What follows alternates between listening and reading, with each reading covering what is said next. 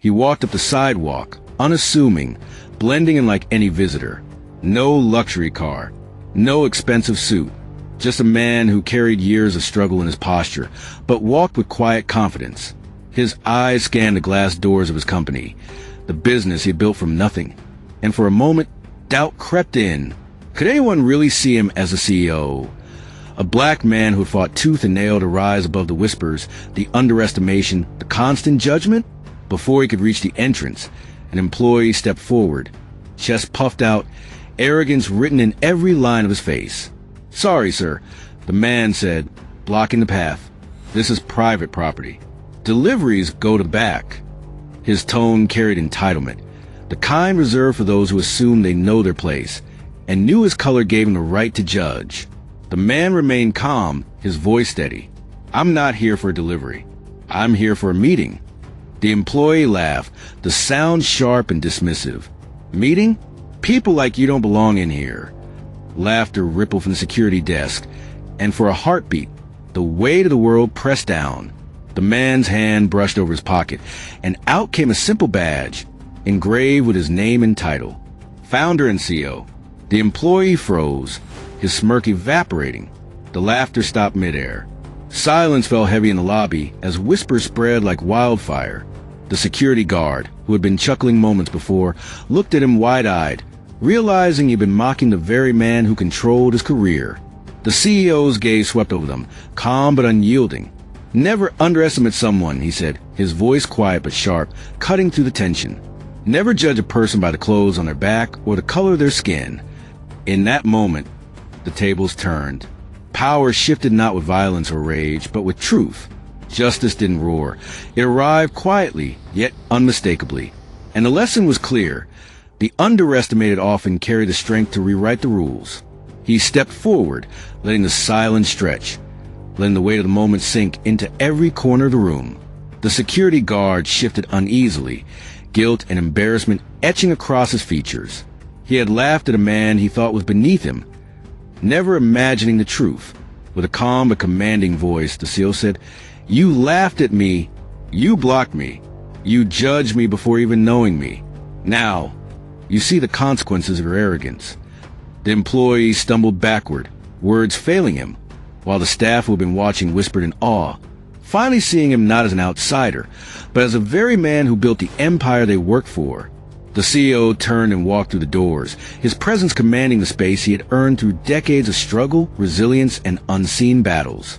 Justice had been served, not with vengeance, but with truth. Inside the office, he moved past the whispers and stares. Every step was deliberate, a silent reminder that he belonged here, not just in title, but in every sacrifice, sleepless night, and risk he had taken to build this company from the ground up.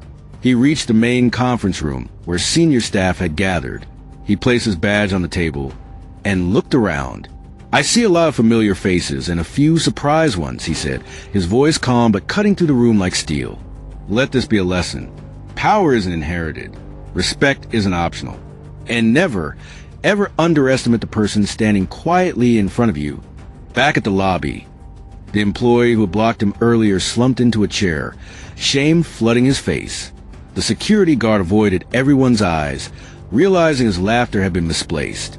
The man they had mocked was their leader, and he had reminded them that true authority never needed a shout. It simply existed. Days later, the story of the lobby incident quietly spread throughout the company. Employees who had doubted him now watched every move of their CEO with newfound respect.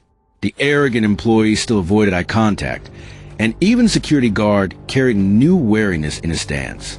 The CEO walked through the office one afternoon, pausing outside the break room where the security guard lingered, head lowered. "Learn from this," he said softly, his voice carrying authority without anger. "Your job isn't to judge, it's to protect, to serve. And your assumptions about others, they cost more than you know."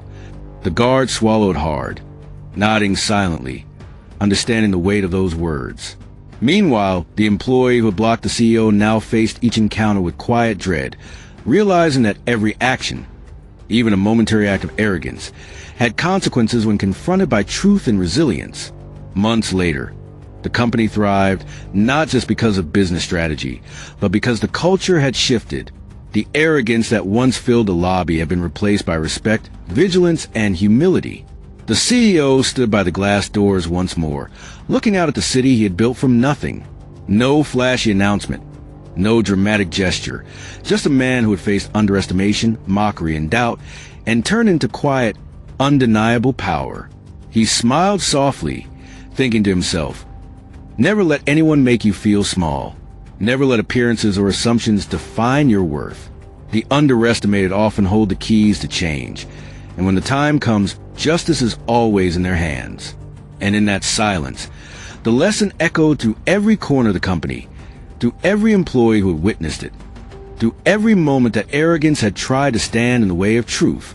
The underdog had risen, the arrogant had faltered, and the world, at least in that small corner of it, had learned a powerful truth. Respect, resilience, and integrity always prevail. Hit that like button. Subscribe for more stories that matter. And let's keep the conversation going.